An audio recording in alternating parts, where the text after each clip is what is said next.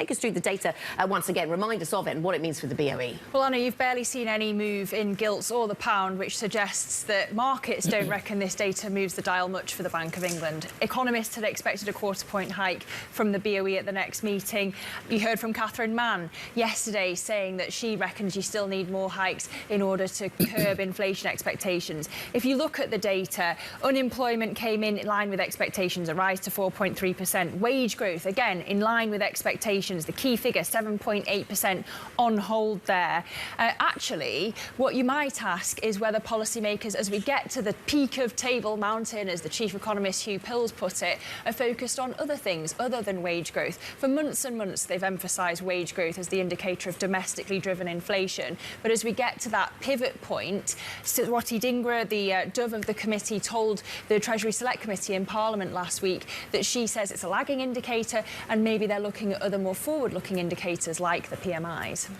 OK, so maybe the focus Lizzy, is slightly elsewhere. Mark, go for it. Yeah, I was just going to ask, what are the political consequences of this data set?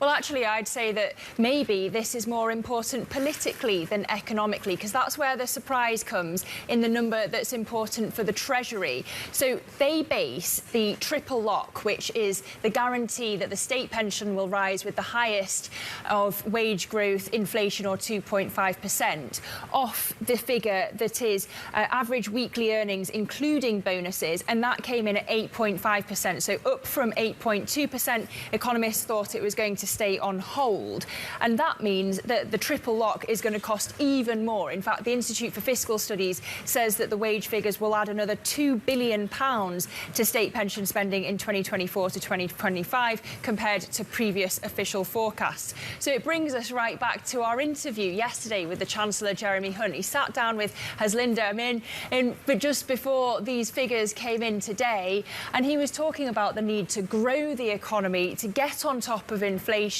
and how dangerous it could be to be cutting taxes at this point. It raises the question of how much headroom there is to maintain the triple lock.